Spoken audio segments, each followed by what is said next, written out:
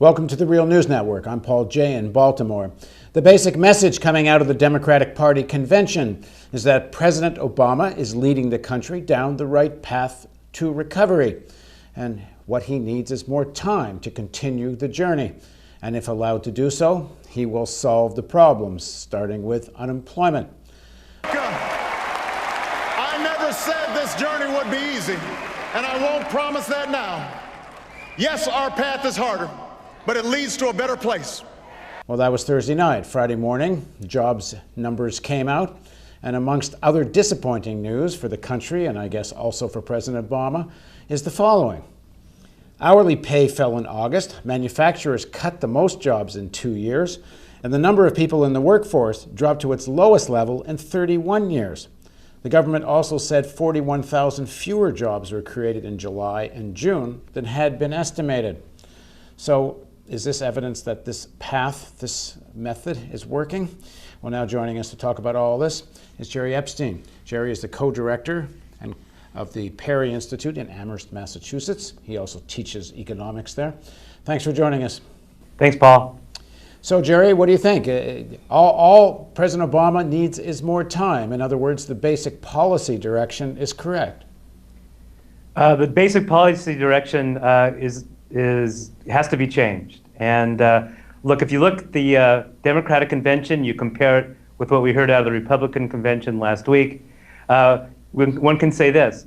Obama and the Democrats are at least going in broadly the right direction, whereas Romney and the Republicans are going to take us back to the 19th century and along the way are going to destroy the whole New Deal and all the political power gained by progressives and unions and common people since that time. But if Obama keeps doing what he has been doing, if he doesn't take some radical new measures and just stays on exactly this same path, we're not going to solve this problem.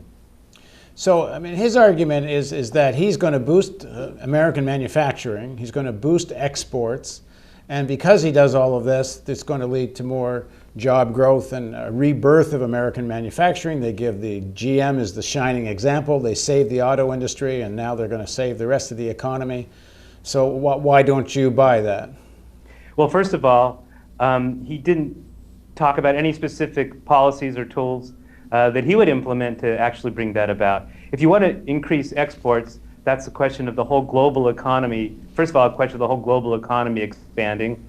And if you see what's going on in the rest of the world, in Europe, in China, elsewhere, there's stagnation, relative stagnation and crisis for the most part. So that's not under President Obama's control, number one. Number two, aggregate demand, the demand for goods and services by households who are still indebted, who still don't have jobs, is dissipating. It's going down by the week.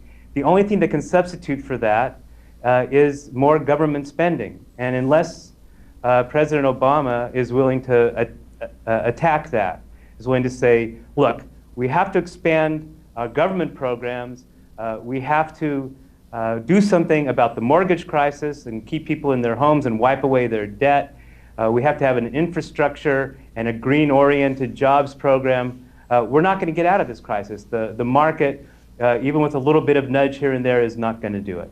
Well, in fact, he still seems wedded to what he said at the very beginning of his presidency when it came to jobs in the economic crisis, which is that the recovery has to be carried out through the private sector.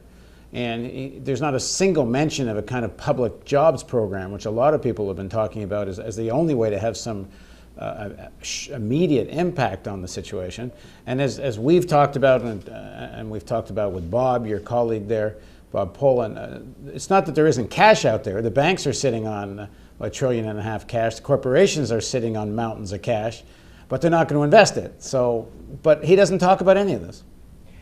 No, he doesn't, and I think he's still under the sway of advisors and business people who try to convince him, and apparently have, that the deficit is a major problem. And in fact, in this context, that's not the major problem. So he's got to be a lot. He's got to get some backbone, as Joe Biden put it. Was it Joe Biden anyway, Well, one of the Biden speakers said he had a spine of steel, but Yeah. I He's gotta get some but I guess the backbone. question is spine of steel for whom? That's right. Well, he's got to get his backbone and say, look, if we want to get this economy going, we have to take some leaves out of the book of Franklin Delano Roosevelt and the New Deal, modernize them, and have some direct spending by the state and local governments to hire back teachers and hire firefighters and police officers, invest in infrastructure and green transition. The magic of the market is gone, and it's not going to come back until we get the government much more involved in these projects. And there's another good report from AP on what's happened with public sector jobs. AP writes that when you count the 7,000 public sector jobs lost in August, governments at all levels, federal, state, and local, have slashed 670,000 jobs since the recession ended in June 2009. By contrast, private companies added 3.5 million jobs. It's the first time since World War II that governments have shed jobs this deep into an economic recovery. At this point, 3 years and 2 months, into the 9 previous post-war recoveries, government jobs had risen an average 8%, gone up 8% by this time. This time, they're down 3%. And again, President Obama more or less buys into this need for more efficient government and all the rest. In other words, there's support indirectly, if not directly, for cutting up public sector jobs. Well, I'm not sure he, as part of his program, really supports that, but he needs to have the guts to say, we have to have revenue sharing from the federal government to the states so that they can hire back these important public servants. But let's not forget about what the Republicans would do if Mitt Romney is elected and takes control, and the Republicans take control of the House and the Senate. They are going to slash more jobs. They're going to slash unions. They're going to make massive tax cuts for the wealthiest and do very little to create jobs for the rest of us. They've completely ignored the issue of climate change, and in fact will move in the other direction to accelerate it. So yes, I agree that Obama must get much stronger on these economic issues and be much more radical. But to my way of thinking, the American voters have an easy choice, but in a very difficult situation. The easy choice is they can't vote for Romney because Romney is going to take us back and risk throwing the economy into another Great Depression. But it's a difficult situation because unless Obama really changes his policies, the Democrats aren't going to be able to solve the problem either.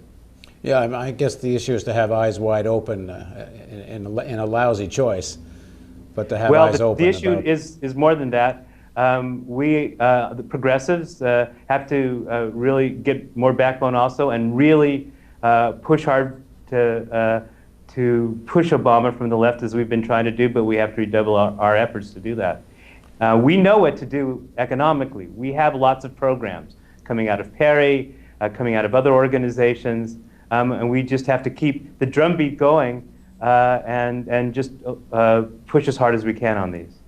Well, I guess part of the issue is that in the first 2 years of the Obama administration, when they actually had control and didn't have the same kind of paralysis as afterwards, there was very little. There was a big stimulus, but it was clearly understood that stimulus would only last so long, and even President Obama, once that stimulus was over, gave up on the idea of more stimulus and bought into the idea of deficit reduction. That's right. And what the Obama administration and the Democrats should do is just what they have been doing about so-called Obamacare. They're embracing it. If you watch the convention, they started talking about all of the important things that Obamacare can do. Now, of course, one doesn't need to necessarily agree with that. But when it comes to the stimulus program and government expenditure and government programs to build infrastructure, et cetera, they have to take that on again, too. And they have to say, look, this is what we need. The Republicans have tried to destroy the possibility of doing this again. They try to block it at every turn.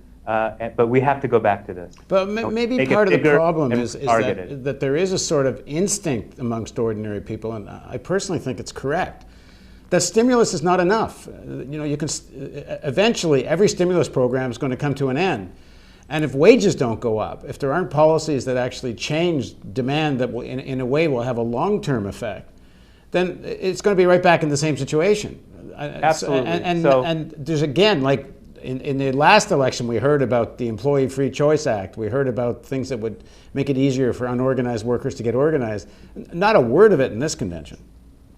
That's right. And so we have to talk about inequality, about creating better jobs, raising wages, making it easier for unions to organize. All of these things are important. Regulate the banks and force them to make productive investments rather than speculation. We know the whole list of things that need to be done. And so unless Obama and the Democrats are willing to go there, while they're moving in the right direction relative to the Republicans, they're not at all on the right path. Right. Thanks very much for joining us, Jerry. Thank you. And thank you for joining us on the Real News Network.